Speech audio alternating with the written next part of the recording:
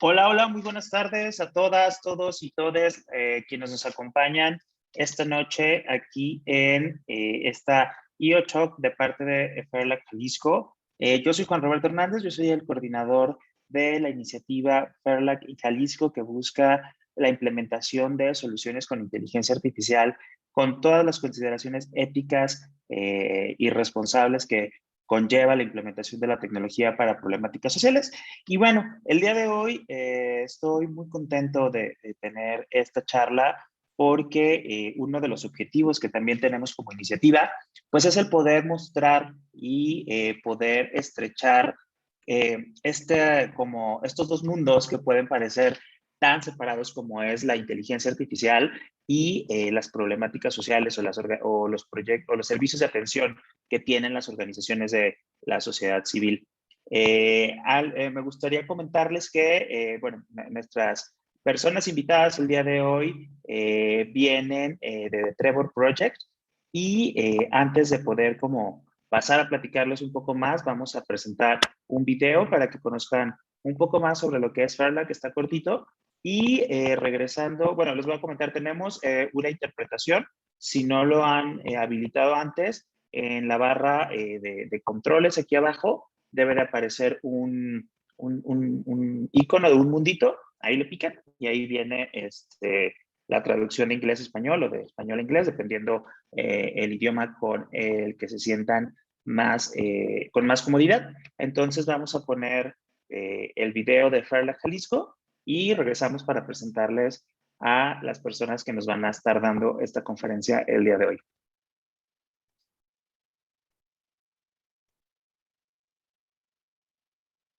Bank of Development for its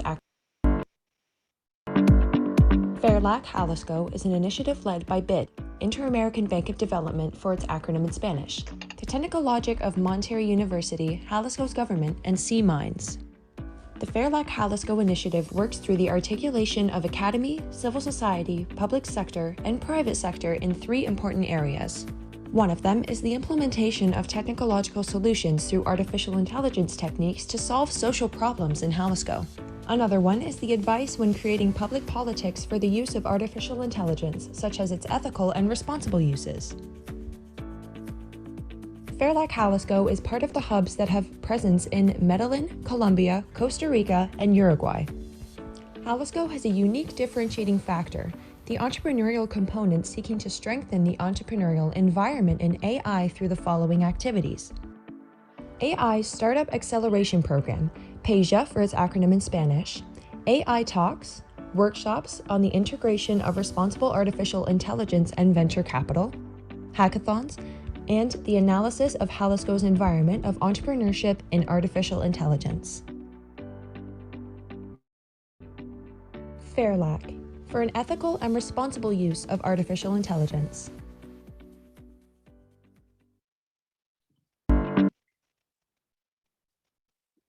Y bueno, pues de esta manera hemos mostrado a lo largo ya de este año que hemos estado trabajando en esta iniciativa, diferentes sectores, diferentes áreas, diferentes problemáticas que puede atender, en las cuales se puede implementar la inteligencia artificial. Y en este caso, con The Trevor Project, para nosotros es también un tema muy importante ver cómo han implementado la inteligencia artificial para la prevención del suicidio en juventudes de la diversidad sexual.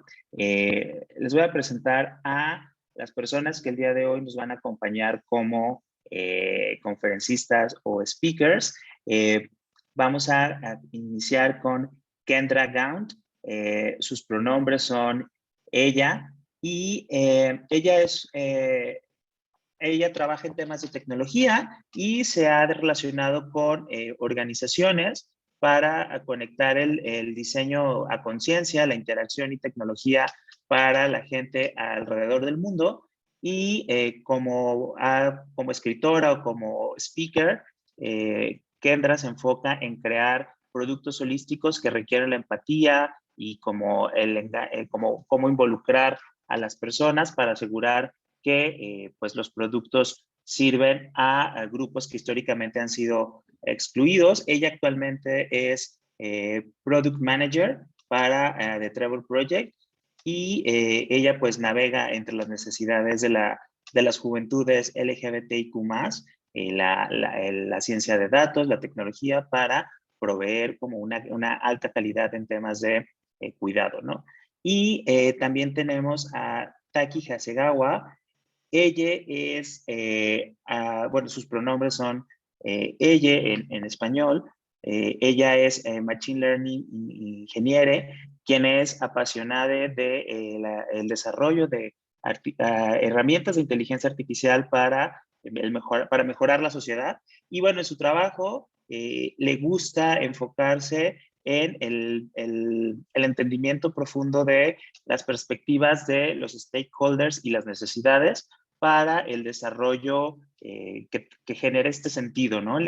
Cómo la inteligencia artificial genera sentido para pues los stakeholders, en este caso, las personas que están a cargo de la toma de decisiones.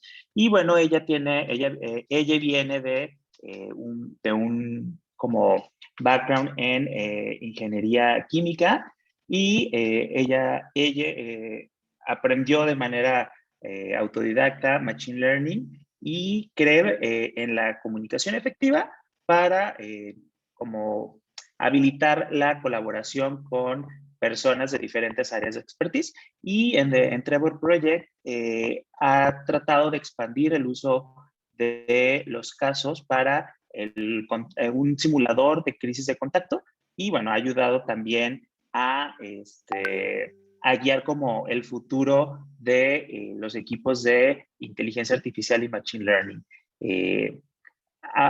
Voy a cambiar a inglés para darles la bienvenida. So Taki and Kendra, from in behold of the team of Fairlack Jalisco, we are really happy to have you here. So go ahead with this amazing presentation. Okay, let's go.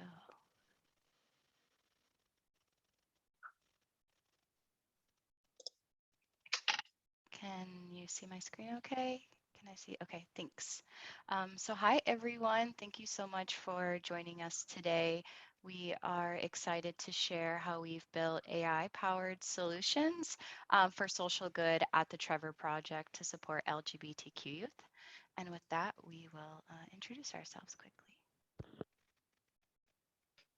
Hi, everyone. I'm Taki Hasegawa, and my pronouns are they, them. I'm currently a machine learning engineer at the Trevor Project. I think this was mentioned already, but in college, I studied chemical engineering and have since then transitioned to machine learning.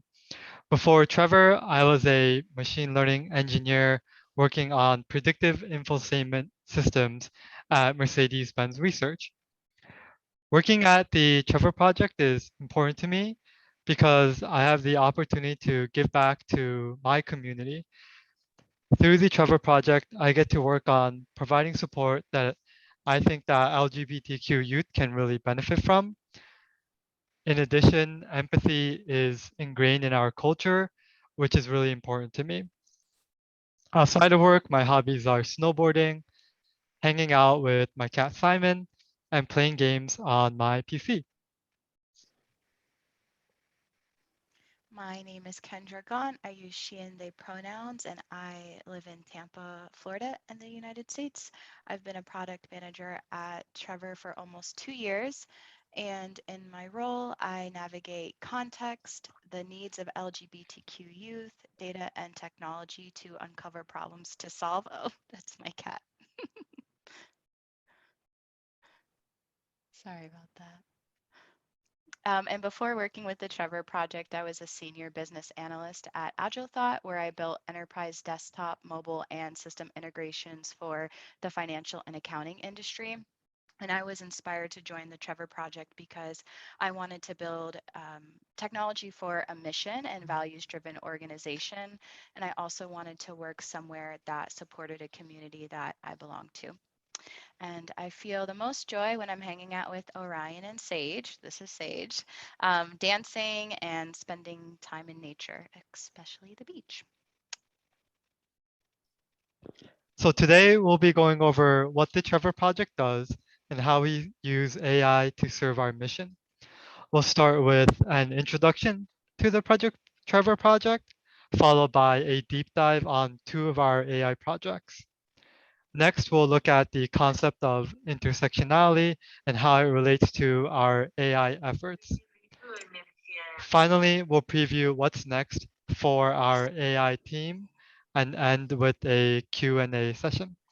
So let's get started. Thank you, Taki. So before we start, I want to call out that this presentation contains content related to suicide and mental health. The Trevor Project is the world's largest suicide prevention and crisis intervention organization for LGBTQ young people. Our mission is to end suicide among LGBTQ young people by providing them support through free suicide prevention and crisis intervention programs. I want to take a moment and share this impactful number. An estimated 1.8 million LGBTQ youth between the ages of 13 and 24 in the USA seriously consider suicide each year. Suicide is the second leading cause of death among all young people, and LGBTQ youth are more than 4 times more likely to attempt suicide than their peers. At Trevor, our goal is to reach the 1.8 million LGBTQ youth who seriously consider suicide each year, which means that we need to look for ways to scale the reach of our services. And in the last year alone, we directly serve 150,000 crisis contacts who reach out to us for support. So we know that our services are needed, and since 2019, we've been working to scale our volunteer training and management program to increase our counselors trained on a yearly basis. Since these are written out on the slide, I won't read them exactly, but I did want to highlight that these learnings from our national survey further why we exist. We know that LGBTQ youth who had access to spaces that affirmed their sexual orientation and gender identity reported lower rates of attempting suicide. And this is exactly the space that Trevor provides for them. We meet them where they're at and let them be the experts of their experience because no one knows it better than them. So our role in this relationship is to support them so they feel safe to explore their identities, feelings, and when they're in moments of crisis. We take a holistic approach to fulfilling our mission at the Trevor Project. So for crisis services, we want to be sure that we're there for youth where they need us on the platforms they spend most of their time. Our crisis services are available 24/7 on phone, text, and chat. And this is where our staff and volunteer counselors directly connect with youth who need our support. For peer support, we operate the world's largest online safe space social networking site for LGBTQ youth called Trevor Space. So young people can come here to interact with and get support from other young people who might understand them and have similar experiences. Our research team conducts regular evaluations and surveys to make sure that our services support reducing the risk of suicide and help us learn of the mental health issues that are affecting LGBTQ youth. For education and public awareness, we educate adults who interact with youth on LGBTQ competent suicide prevention, risk detection, and response. And finally, we have advocacy. So we work at the local, state, and federal levels to advocate for legislation that protects the rights of LGBTQ people.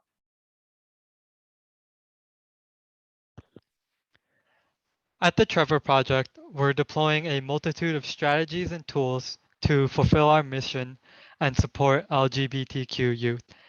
One of these tools is artificial intelligence and machine learning, or AI ML. As you'll see today with artificial intelligence, we're able to streamline complex human processes that are labor intensive. This brings many benefits for the Trevor Project, including scalability, robustness, and quicker response times. However, this does not mean that AI should be used for everything. At the Trevor Project, we've been extremely careful with our use of AI and technology across the organization. In particular, our In particular, our organization values the essential human-to-human connection that we provide to LGBTQ youth. So the projects you see here will support that human-to-human connection instead of replacing it. So we'll now be going over two of our AI technologies that we're using today, the suicide risk assessment and the crisis contact simulator. For both of these projects, we'll be taking you through the AI and machine learning project lifecycle. The AI and machine learning project lifecycle describes the different stages that an AI project could go through. In stage 1, we define project objectives. We do this through multiple ways, by talking to stakeholders throughout our organization, by analyzing our processes, and by understanding various needs throughout the organization. In stage 2, we seek to understand the data sets that we have. This stage includes collecting and storing the data in a database, analyzing the data, and formatting it for training. In stage 3, we use AI models to reflect trends or behaviors in our data set. This is when the machine learning model gets trained and when it starts to learn. And in stage 4, we interpret the results of our model. We do this by evaluating metrics and performing human evaluations. We also start to define the processes needed to implement the AI technology. And finally, in stage 5, we develop the software needed to implement or deploy the AI technology. This could include developing front-end software for the system and also deploying the model to the cloud. We also deploy steps to obtain feedback. So we'll be explaining each of our two projects today through the AI machine learning project lifecycle. Lastly, it's important to note that the AI machine learning project lifecycle doesn't always go in order from stage 1 through stage 5. For example, sometimes we may start from stage 2 and go back to stage 1. But anyway, so let's get started with the first of our two projects we'll be presenting. Thank you. From the technology side of things, we recognized an opportunity to use AI to help Trevor expand its reach without sacrificing our quality of care. A lot of young people reach out to Trevor's crisis services for support, and they're all at different risk levels for suicide. With that in mind, the first problem that we set out to solve with AI was finding a way to connect youth at the highest risk of suicide with counselors as quickly as possible. In order to achieve this, we built and implemented a bifurcation model for our digital text and chat platforms. This is a product that we launched in August of last year to support LGBTQ youth who reach out to us on our digital channels with the goal of reducing wait time for the highest risk youth. Before every conversation on chat and text, we ask a series of questions, including an open-ended question and a few structured questions. Our goal was to use this to predetermine risk level, then connect youth at highest risk to the next available counselor using natural language processing. So at a high level, the flow is step 1, a chat comes in. Step 2, machine learning does a content analysis. Step 3, high-risk chats are moved to the front of the queue. And step 4, they are connected with a counselor.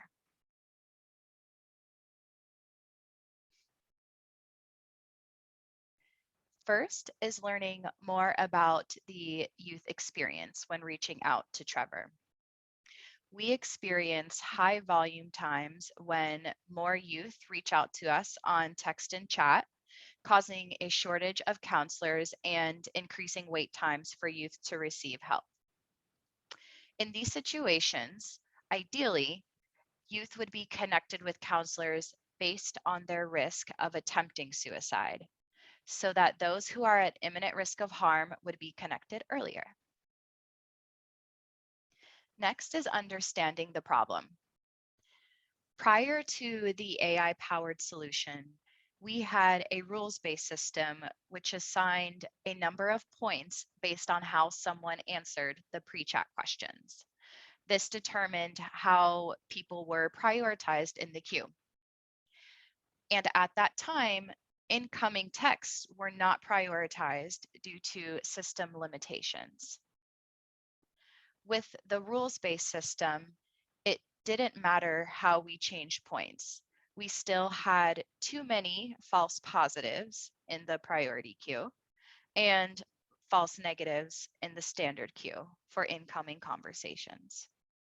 So in summary, we didn't have a way of assessing risk for incoming text, and we wanted better results on incoming web chats.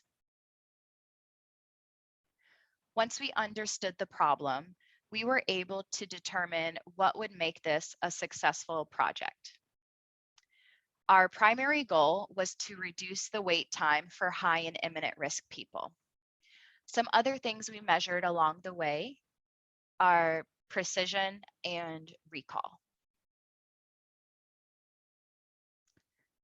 Once we tied all of these pieces together, we set out to scope the work that we needed to complete the project.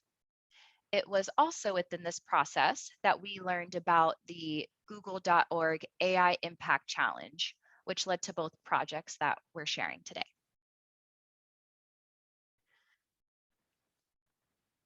The second phase in our life cycle is acquiring and exploring data.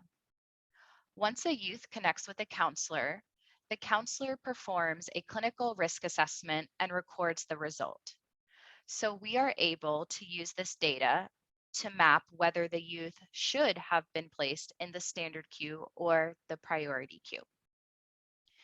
From talking with Wilson Lee, a senior machine learning engineer on our team, one of the most unique accomplishments is how we were able to start and complete a large-scale machine learning project in less than 6 months. Our in-house data science and engineering team worked alongside google.org fellows to tackle this work in a parallel approach.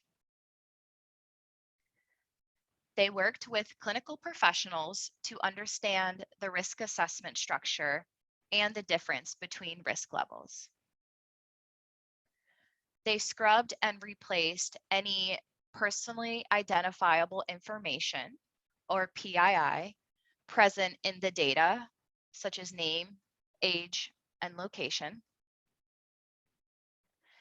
They developed a consistent structure to format the data to prepare it for training. We also had to decide, what are we going to measure to determine how fair the system is? What is the proper statistical test, and how do we define intersectionality? We also updated the web chat form to reflect the questions that we found were the strongest signals for our model to pre-assess risk. This allowed us to get more testing and training data as we developed the model. Starting from the top, our team framed the problem as a binary text classification problem. The inputs to the model are answers to questions on the intake form that youth complete before they connect with a counselor. Some of those questions include, have you attempted suicide before? Yes or no. Do you have thoughts of suicide? Yes or no. And what's going on, which is a free text field. We leveraged the risk assessment, which meant that we ended up with a human labeled data set that consists of the different data forms listed here.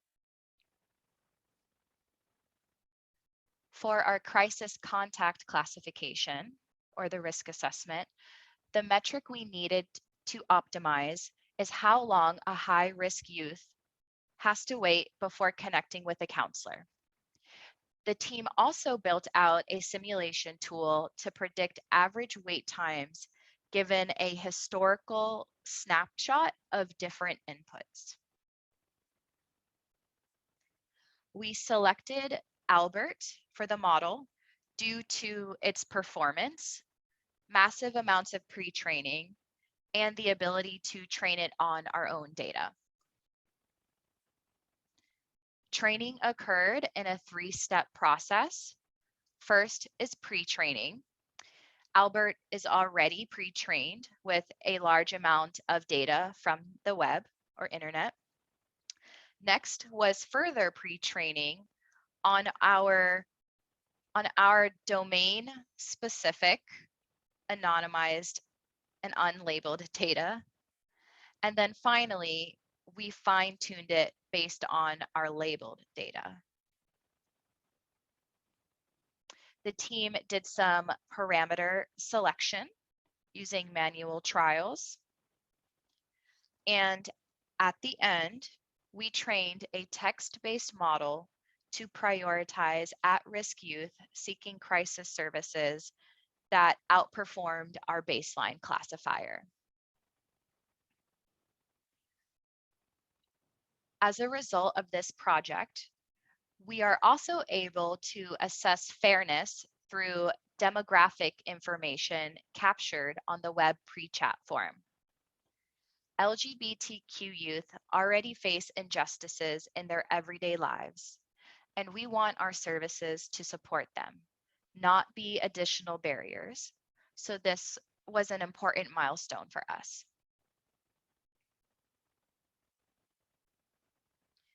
These are some prompts that we considered when we ran our tests, and these are questions you can ask yourself. We conducted a dark launch or a shadow launch where we ran the model in the background. So it was analyzing real data, but not taking real action.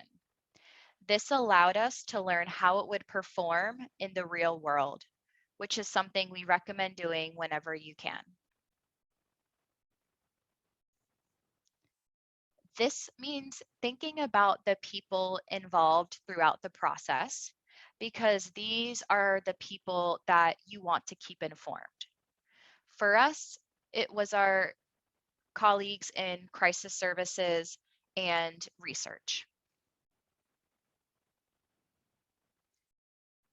When you're testing, it's important to go back to the model's objective or the main goal and compare how the system performed against what you're expecting.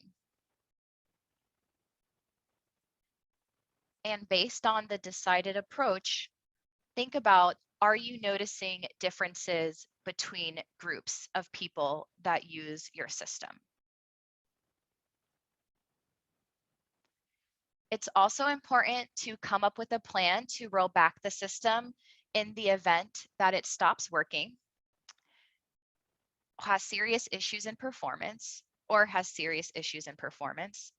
and be sure to document and practice this procedure. And finally, this is also a good time to test that what you set up to monitor the system satisfies your need and can be maintained in the future with little effort.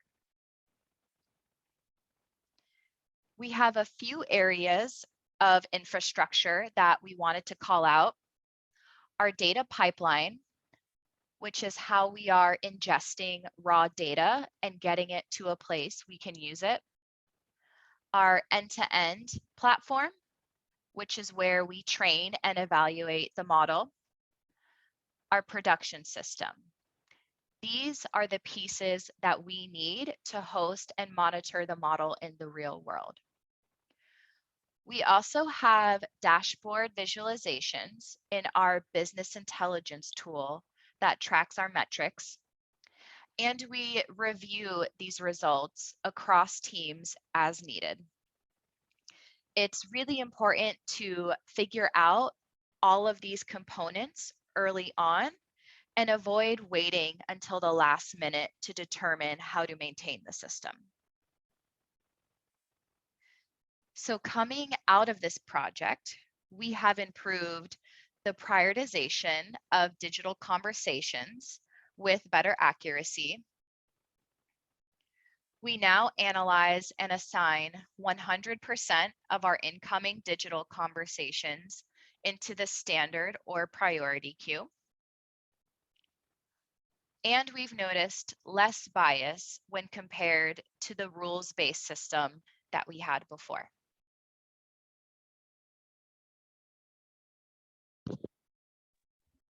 Great. Next, I'll be talking about the Crisis Contact Simulator. At the Trevor Project, aspiring counselors are called trainees. For these trainees, the opportunity to participate in realistic role-play conversations is one of the most vital parts of Trevor's training program. During training, trainees go through 4 role-play conversations before talking to real LGBTQ young people. Each roleplay gives trainees a chance to interact with different young persona and to practice the skills that they learned in their courses. Each persona has a particular identity background, presenting issues, and suicide risk level. These roleplay conversations can last around 1 hour. So we asked ourselves, what if we could build a conversation simulator that can simulate youth in one of these roleplays? This conversation simulator can then be used to conduct the roleplays. This is why we set out to build our crisis contact simulator. The simulator acts as LGBTQ youth in text-based conversations. This allows aspiring counselors to experience realistic practice conversations on their own without a facilitator. The Crisis Contact Simulator provides valuable experience to trainees to practice the skills that they learned in their courses. The process to develop the Crisis Contact Simulator was centered around R&D, or research and development feasibility research. After a series of experiments, trying out various models and datasets, we were able to develop a working prototype that was able to simulate role-play conversations conducted during training. Once a working prototype was developed, our product team engaged in conversations with our training team. Through these conversations, our team was able to analyze the volunteer journey, or the journey that trainees go to become a counselor, and to identify key metrics. Finally, we worked with a cross-functional team of engineers to refine the prototype into a working product. This effort involved 1, machine learning engineers to improve and productionize the machine learning algorithm. 2, software engineers to develop Salesforce software that would host the Crisis Contact Simulator. And 3, a UX and product team to handle change management and to obtain feedback and to perform user research. Next, we wanted to take a look at the data that we had for training a chatbot to simulate role plays. We had transcript data from previous role plays that were conducted by human training coordinators with trainees that wanted to become a counselor. So the steps that we took to prepare this data was we standardized the data format, including removing personal information from the roleplay transcripts, and also formatting the data in a way that it can be analyzed and input to the machine learning model. Next, we analyze the data sets to make sure that the transcripts included the information needed to provide an adequate roleplay. Lastly, we split the data set of transcripts into 3 sets, into a training, testing, and validation set. With that data, we went on to the training process. In our training process, we used the training and test set to fine-tune a pre-trained language model. The language model that we ended up choosing was OpenAI's GPT-2 model. OpenAI developed the pre-trained GPT-2 model that contains hundreds of millions of parameters and is trained on 40 gigabytes of internet text. We used this pre-trained model and fine-tuned it to our roleplay training and test datasets. After fine-tuning, the resulting GPT-2 model was able to simulate LGBTQ youth in conversations. In order to test out various iterations of our model, we needed a way to automatically evaluate the model's performance. We did this by using translation metrics such as Rogue and Blue scores. We developed these metrics by feeding in the validation set to the fine-tuned GPT-2 model and comparing the text generated by the model with the actual text in the validation set using the translation metrics. With this automatic evaluation process, we were able to test out various parameters of the model, such as hyperparameters, including top P, top K, and temperature that are used to decode the output of the model. Once we found a model that obtained reasonable performance through the automatic evaluations, we conducted a human evaluation process. Evaluating our model through human evaluations was important to our team in providing a realistic chatbot experience. For the human evaluation process, human evaluators would interact with the chatbot as if they were conducting a roleplay. After this, the evaluators would provide us with feedback on their experience. So to conduct this human evaluation, we needed to develop a web app that evaluators can interact with the model. We needed to recruit a group of human evaluators that consisted of various individuals from our organization. And we needed to develop an evaluation rubric and form that evaluators fill out to help us understand their user experience. Through this process, we were able to find room for improvement for our model and determine if and when the model was ready for production. Finally, after the human evaluation process, we worked on deploying it to production. For the purposes of this presentation, I'll briefly review the various technologies and tools that we used to productionize the model.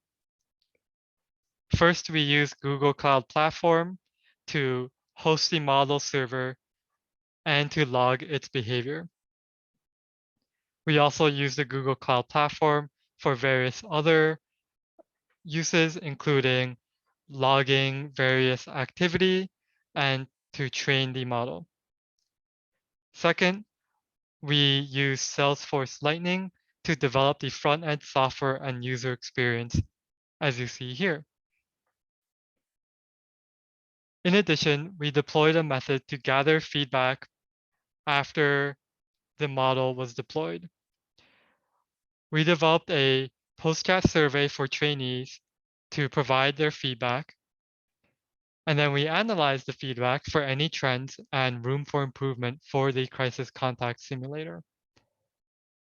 Finally, we then scoped out potential improvements so that we can improve the user experience of the simulator.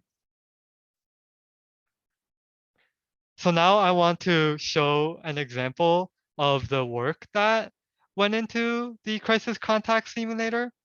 So on this slide, you'll see a very early candidate of the model. You'll see that the model is responding as the youth. So you'll see that the model here as the youth responds in a very nonsensical manner.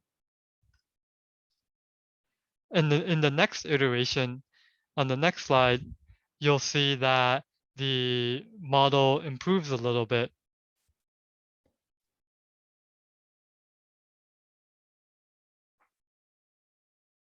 So you'll see that the crisis contact simulator in this model iteration is able to provide longer responses.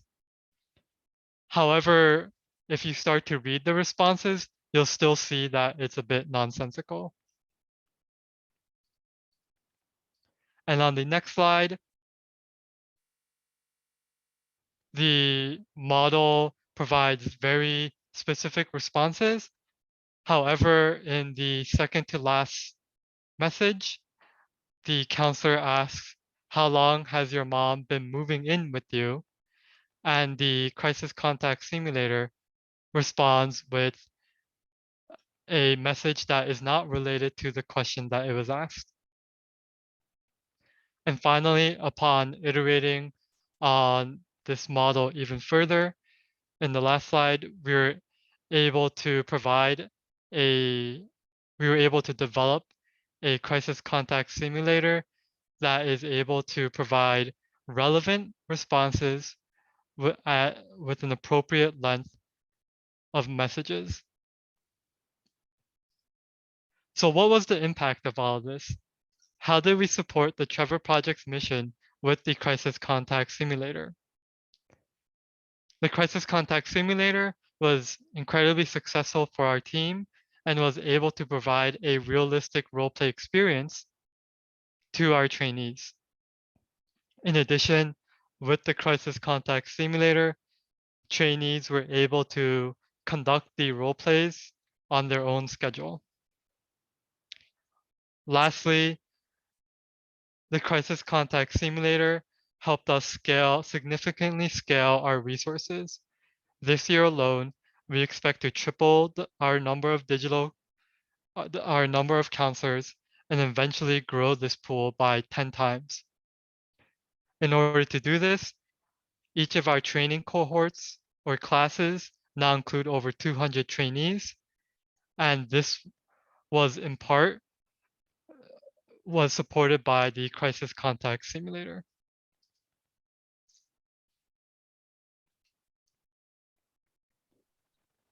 Thank you, Taki. We know that the needs of young LGBTQ people considering suicide are different. And we also know that based on the combination of their identities, it can put someone at an even higher risk for suicide. To make sure our models serve all groups, we pulled in stakeholders from various teams and developed a framework that allows us to evaluate how our models are treating various groups over time. This helps us catch undetected biases and reevaluate our models on an ongoing, as-needed basis. This work is core to our bifurcation model, but also remains important for all of our future machine learning applications.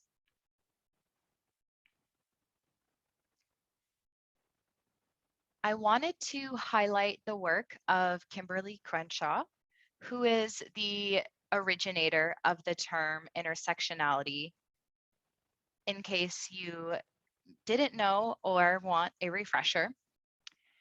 Kimberly refers to intersectionality as, quote, a lens, a prism, for seeing the way in which various forms of inequality often operate together and exacerbate each other. So in other words, we hold more than one identity. And depending on the individual identities, when they come together, they can intensify someone's experience. I put a visual on the top right to show this. When we think about a person, it's not just their race or their gender or their age. It's a combination of all of those things. And there are many people in the world who hold multiple marginalized identities, which means they face more barriers in life, especially when it comes to receiving mental health care. So, why does this matter for Trevor? The very nature of the work we do is intersectional. We're an organization that supports LGBTQ youth that come to us from different geographic regions, family environments, and hold different identities, which is so unique and special to us. And because of this, when our technology team develops products to serve a diverse community, we have a responsibility to not reinforce barriers to accessing mental health resources. These are a couple of insights from our national survey that highlight our work from this perspective. Half of all LGBTQ youth of color reported discrimination based on their race or ethnicity in the past year, including 67% of Black LGBTQ youth and 60% of Asian Pacific Islander LGBTQ youth. So this is looking at sexual orientation plus, this is looking at sexual orientation plus gender identity plus race plus ethnicity and culture. And there might be more. The second example here examines gender identity, gender expression, and their environment or their housing situation. So there are a lot of factors that influence people's experience in the world.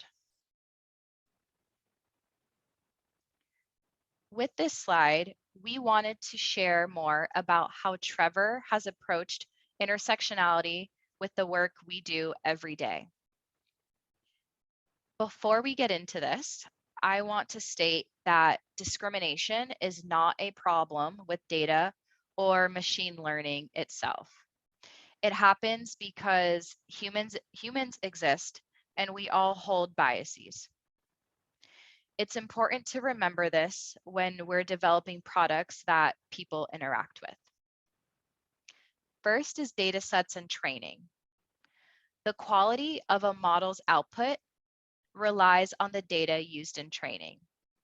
And data sets can contain bias due to how it's collected, analyzed, and labeled. All of these things are rooted in human decision making. To start, it can be helpful to analyze the size and source of your data to identify what biases or mistakes are built in and how the data can be improved going forward. Another important step is removing PII so that we're not training a model using people's personal information. One thing we want to avoid is training a model with data that we don't understand. Make sure that you're familiarized with the data and know where it's coming from, who input it, who labeled it, and so on.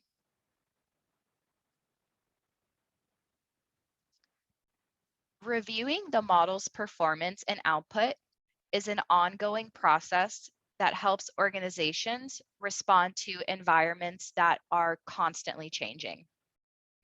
One approach is defining intersectional groups that could be at a disadvantage and the ones that might have an advantage, and then examine if your impact or success metrics vary among them. Thinking about these things at the beginning of a project is key to building fairer systems. In terms of avoiding, don't evaluate performance based on a single dimension like race or ethnicity or gender. Instead, look at race and ethnicity and gender. If you don't collect demographic information today, it might be time to think about how you can start to capture it.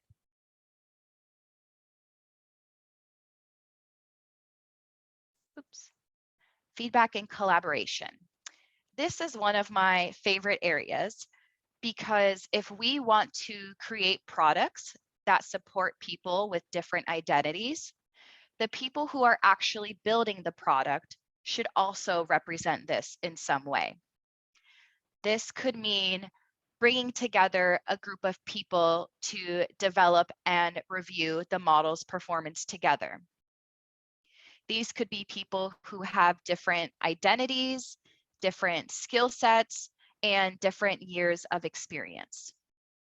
It's really up to you to determine what is most appropriate for your teams, your use case, and your product.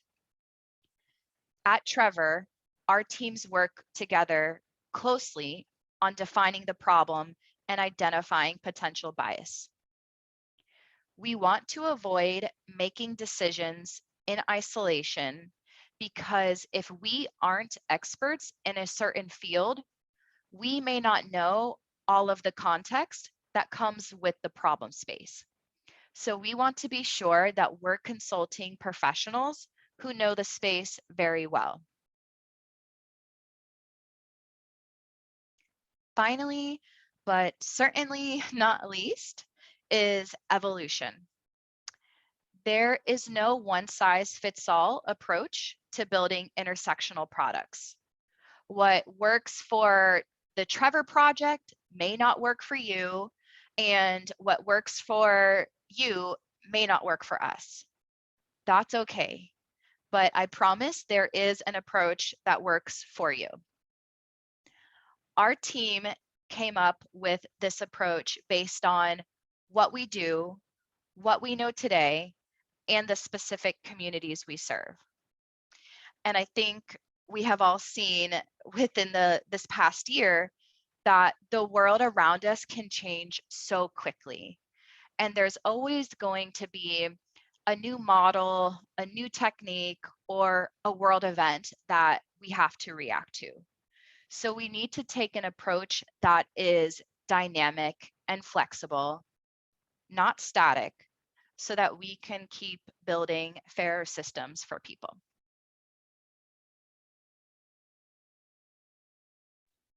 Thanks. So what's next for the future of AI at the Trevor Project? The Trevor Project's strategic vision is to significantly grow the number of crisis contacts served by building on our history of quality and inclusivity, and to lay the foundation for continued growth to support LGBTQ youth across the US and abroad. For AI at Trevor, this means that we're excited to continue developing additional AI use cases and adding other AI models to our toolbox. But beyond our work at Trevor, we ultimately hope that the work we've done can benefit other organizations with similar missions. We found that it helps to have an extensive technology team, and our goal is to share the knowledge and skills we've acquired to help others optimize and scale their own AI programs.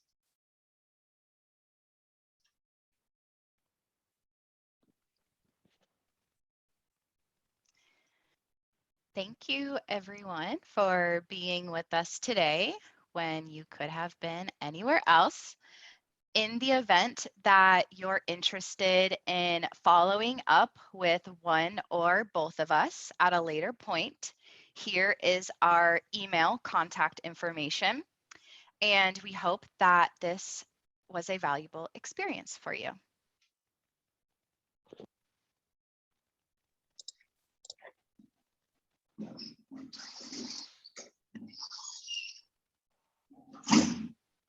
Thank you so much, Kendra and Jackie, for this amazing explanation. And we will start with some questions that we have.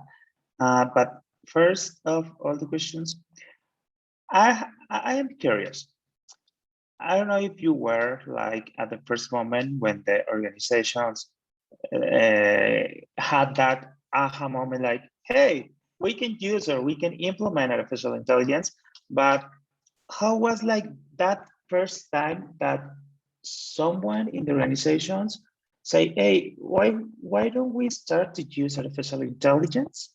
And what was the reason like to incorporate artificial intelligence in the Trevor project organization?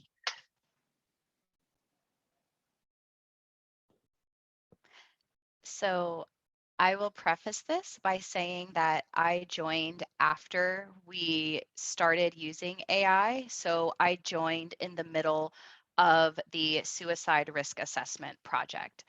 But from my understanding, it was realizing that at that point, our technology team was pretty new. I think overall we might be a few years old. And so technology is a relatively new space for the Trevor project overall.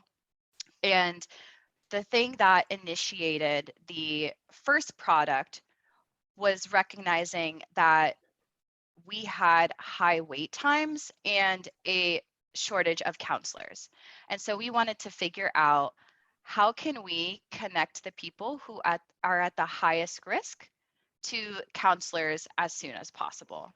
Because we know that if we want to reach that 1.8 million youth that need us, we need to be able to connect with every person that reaches out to us. And so I think the goal of reducing wait times and therefore being able to serve more people is what inspired it. And then leading into the crisis context simulator, we recognized that our largest lever to scale to be able to meet 1.8 million LGBTQ youth was to have high quality trained counselors who were able to have conversations with them.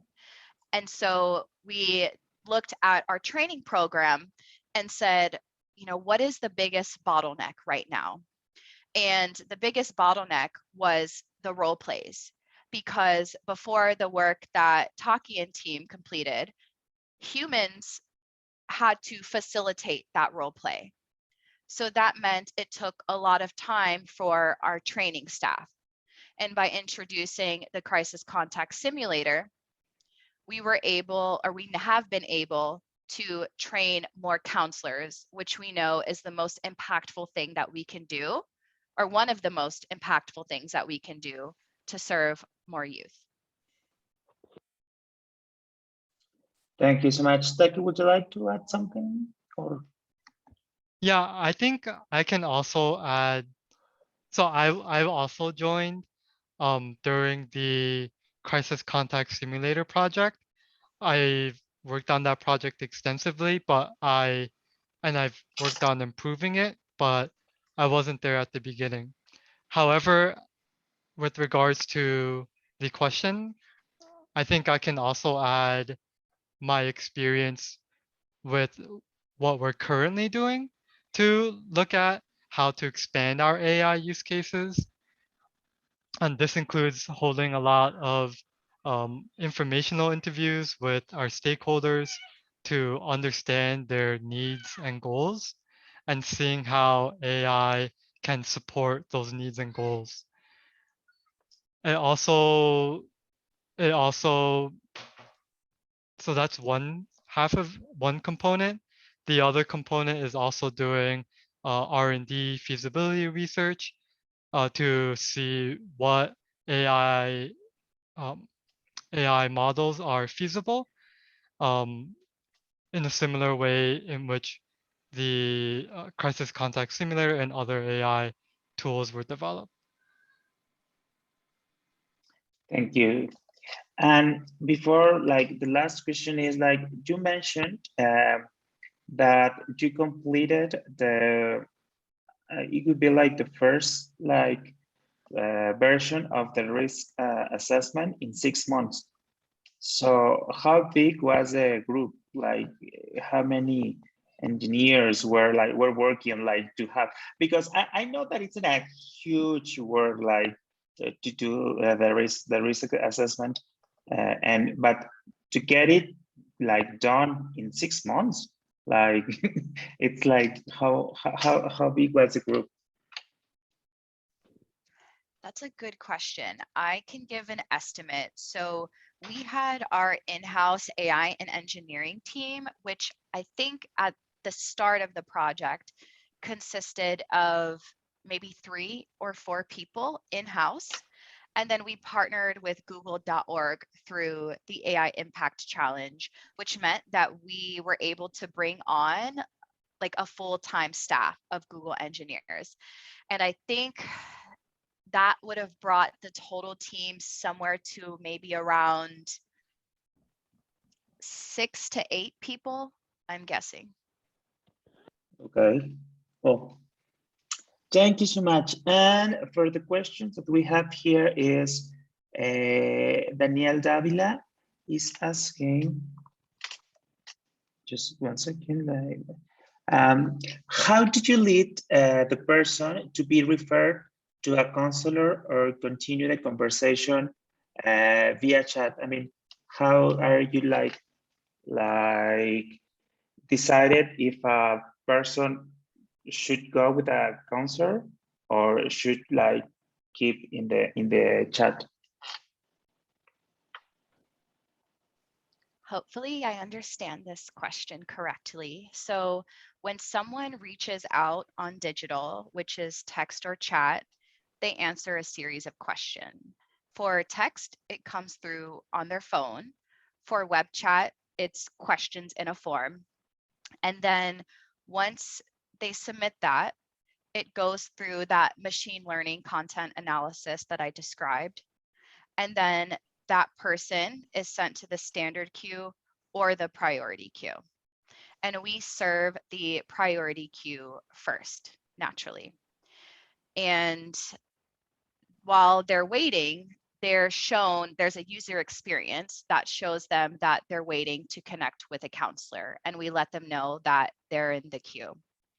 And then once there's a counselor who becomes available, the counselor will accept that conversation in our backend system, which is Salesforce, and they are able to start the conversation with the young person. But I think like the question were more focused and were like a little bit because I think it should be like something deeper, like the characteristic to determine if the person should go with a counselor or keep going in the chat, or everyone is with a counselor, just prioritizing the level of risk. Yeah, so everyone who comes into our queue and stays in the queue is connected with a counselor. There isn't anyone who just waits there and doesn't get connected. So it's a matter of, do they go to the standard queue or do they go to the priority queue, and then they wait in line to connect with the counselor. Oh, okay. And everything it's determined by machine learning modeling and everything. Okay, well, and we have another question that if we detect a certain bias in our data, what would you recommend doing to fix it? That's a very broad question. I can think about how to answer that, but I'm curious, Taki, if there's anything that you would feel comfortable sharing. Yeah, so I think my answer is it depends, as a lot of things in machine learning. It depends on the type of problem you're working on. It depends on the data set and it depends on the model. But what a lot of research papers have noticed recently is that one major cause for bias in our models today is the input data. So underrepresented groups in society are usually underrepresented in data sets, and that causes models um, to have a bias. So my recommendation would be to look at the data sets. Is the bias due to the a imbalance in the data set due to volume? So is there more data for one group than the other? Or is the quality worse for one group or the other? So I would say that that's um, one possibility amongst others. Okay, thank you so much. And one last question is, what legal and ethical frameworks did you have to consider to put the model to work with real people, like before, like to put it to in the real world? I mean, if there were like some ethical and legal frameworks.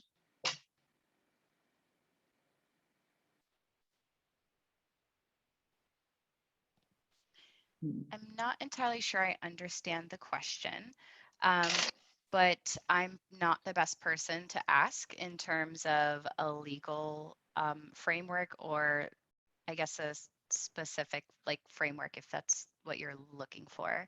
But I'd be happy to get that answer and provide it to this group at a later point. Okay, but did you have like some legal laws, or do you have like to consider some ethical issues by the government, like something like while you were like developing the AI? So one thing Okay. that we did consider was that we wanted to make sure that for the crisis contact simulator, for example, we wanted to make sure that uh, personally identifiable information, or PII, was not fed into the machine learning model. So for both projects, we took the data and we put it through we call it a PII redaction pipeline, in which the pipeline identifies personally identifiable information. So this could include addresses, phone numbers, names, another like location and whatnot. And it identified that in our text data sets, and then it would replace it with the placeholder value so that real PII is not input to the model. So that's one of the considerations that we made. Okay.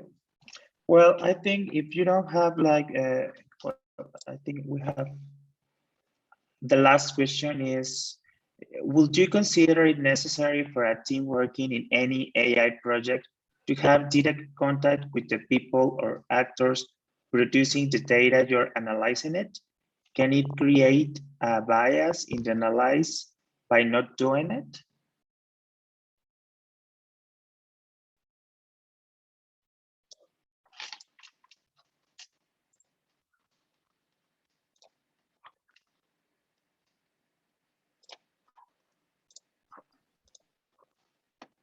So just to clarify,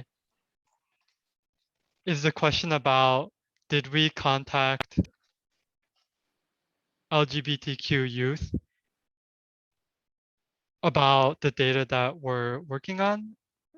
Is that correct? Yeah, I think like it could be like something more like socialized, like the developing of the AI. I mean, I'm trying like because like when we are working with technology, most of the technology is developing just like in one way. No, I mean, I'm the technologist and I have the solution, and most of the times I think it's like the question is more in order to see if you developing like the AI solution without being like in contact with the LGBTQ youth could create a bias, or how was like your process like to be in touch with the final user? Like,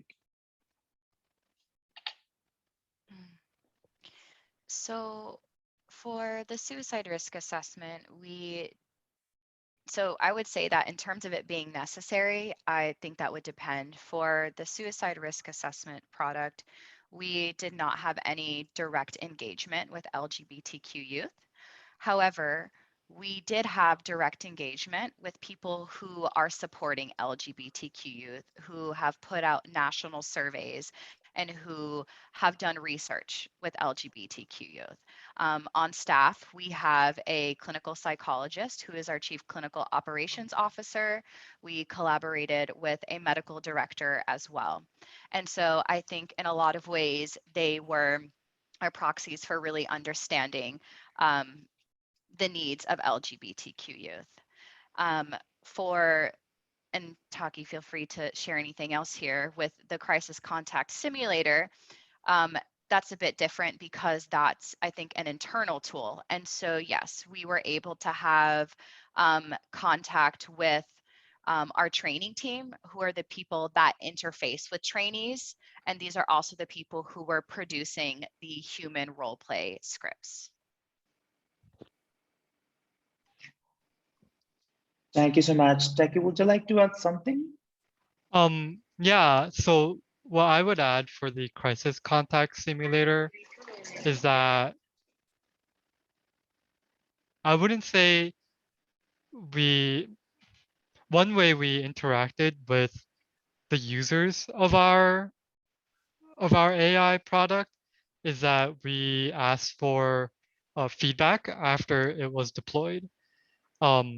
So after the crisis contact simulator was deployed, when trainees would take the role play, they would fill out a post-chat survey that we developed. And through this post-chat survey, they would provide us with their experience and how they felt about the role play and if they thought it was useful in learning the skills. And we used the results. In part, we used the results from the post-chat survey to actually improve upon the crisis contact simulator. So I would say that's one way that having contact with the users of your AI tool would be useful. Well, thank you so much. Like, it was really amazing, like, to have this little chat with you today. So for the final remarks, I just want to thank you all the team that could make this possible today. And I would like to thank Wally Lobato, that he is our translator. So for us is everything. If you want to add something to say goodbye, feel free. And Well, so thank you so much, Kendra and Taki from the Trevor project. And for the people that is with us today, thank you so much. Every month we have one EO talk, like talking about different subjects, even issues like matters with the artificial intelligence for social good. And for the next Tuesday, we have a workshop on AI with FICO. No sé, Fabi, si tienes por aquí a la mano la información. Yes, I'm gonna share it. Thank you. And vamos a tener un taller de segmentación de mercados con Machine Learning con Fernando Carrillo de FICO el 21 de octubre a las 6 de la tarde. Y bueno, les vamos a dejar por aquí la información en el chat por si gustan inscribirse. Solo tenemos un grupo para 60 personas. Y bueno, pues muchísimas gracias a todas las personas que nos acompañaron el día de hoy. Nos encontramos próximamente en otra charla o taller de Fairlac Jalisco. Y pues les invitamos a que nos sigan en las redes sociales del Hub de Inteligencia Artificial del TEC de Monterrey, de C-Minds, del Gobierno de Jalisco o de el BID. Pues bueno, muchas gracias.